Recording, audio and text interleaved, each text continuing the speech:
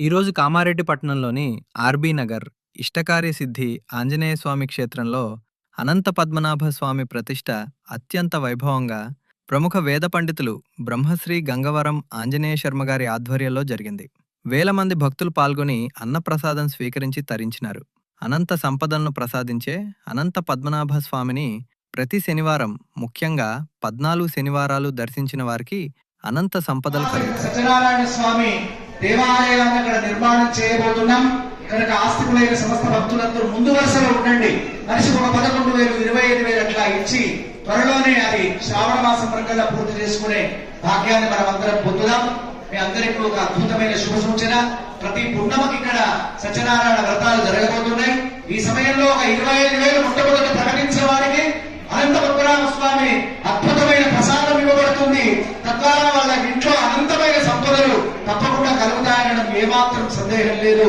ఇప్పుడు దేవాలయ కమిటీ పక్షాన గురువుగారి దంపతులకు చిన్న చెరువు కానుక సన్మాన కార్యక్రమాన్ని మనం చేయబోతున్నాం. అధ్యక్షుల వారు, తర్వాత ఇక్కడ కార్యదర్శి, కోశాధికారి, ఇక్కడ విగ్రహ దాతలు ముందుకొచ్చి వారికి గుట్టు పెట్టి గురువు గారికి దంపతులకు అవతరించి భక్తులకందరికీ కూడా బాల అనంత పద్మనాభ స్వామిగా ఇక్కడ అవతరించి అనంతానంత దేవేశ అనంత ఫలదాయక అనంత దుఃఖనాశాయ అనంతాయ నమో నమః అని అనంతమైన సంపదలను ప్రసాదిస్తున్నాడు. ఇక్కడికి 14 శనివారాలు ఎవరైతే వచ్చి దర్శనం చేసుకుంటారో, తర్వాత 14 నెలలు ప్రతి శనివారం ఇక్కడికి వచ్చి దర్శనం చేసుకుంటారు. 14 సంవత్సరాలు అనంత చతుర్దశి వ్రతాన్ని స్వీకరించి చేస్తారు. అటువంటి వాళ్లకు దారిద్ర్య బాధలు తరతరాలు వంశాల తరతరాలుగా ఉండవు ఉండవు ఉండవు. ఇది తథ్యం తథ్యం తథ్యం. ఇది నేను చెప్పేది కాదు, నారాయణమూర్తి స్వయంగా అనుగ్రహించిన అద్భుతమైనటువంటి వృత్తాంతం, చరిత్ర ఇది.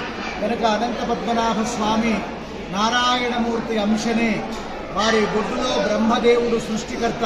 సంతానం లేని వాళ్ళు ఇక్కడ అభిషేకం చేసుకుంటే దెబ్బకు సంతానం అవుతుంది. అటువంటి అద్భుతమైన మూర్తి.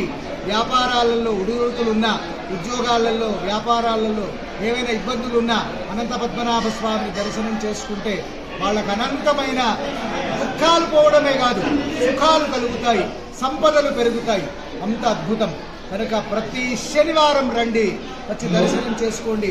ఎక్కడ లేదు, కామారెడ్డి జిల్లా వ్యాప్తంగా ఒక బిక్కునూరులో తప్ప మరెక్కడ ఇక్కడ పట్టణాలలో అనంత పద్మనాభ స్వామి ఎక్కడ లేడు.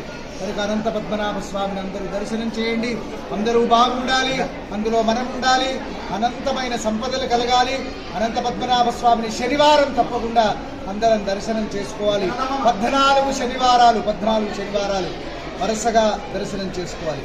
అందరికీ బాగుండాలి. సర్వే భవంతు సుఖినః, సర్వే సంతు నిరామయాః. దేశక్షేమం కలగాలి, విశ్వశాంతి కోరుతున్నాం. స్వస్తి.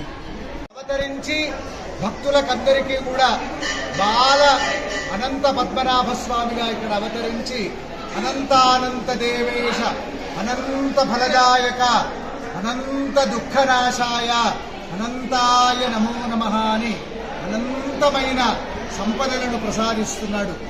ఇక్కడికి 14 శనివారాలు ఎవరైతే వచ్చి దర్శనం చేసుకుంటారో, తర్వాత 14 నెలలు ప్రతి శనివారం ఇక్కడికి వచ్చి దర్శనం చేసుకుంటారు. 14 సంవత్సరాలు అనంత చతుర్దశి వ్రతాన్ని స్వీకరించి చేస్తారు.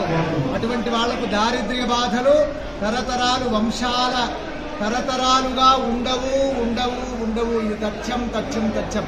ఇది నేను చెప్పేది కాదు, నారాయణమూర్తి స్వయంగా అనుగ్రహించిన అద్భుతమైనటువంటి వృత్తాంతం, చరిత్ర ఇది. కనుక అనంత పద్మనాభ స్వామి నారాయణమూర్తి అంశనే. వారి బొడ్డులో బ్రహ్మదేవుడు సృష్టికర్త. సంతానం లేని వాళ్ళు ఇక్కడ అభిషేకం చేసుకుంటే దెబ్బకు సంతానం.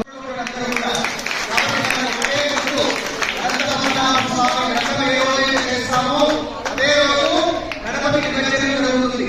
గణపతికి నిమజ్జనం ఏ రోజైతే జరుగుతుందో అదే రోజు మనం అనంత పద్మనాభ స్వామి వ్రతం చేయాలి. అనంత పద్మనాభ స్వామి వ్రతము దాదాపుగా 40 ఏళ్ల నుండి చేస్తూ ఆ దీక్షను చేపట్టి దానికి ఒక దూరం ఉంటుంది. ఆ దూరము 14 ఏళ్ళు. అప్పుడు పాండవులు వనవాసం చేసినప్పుడు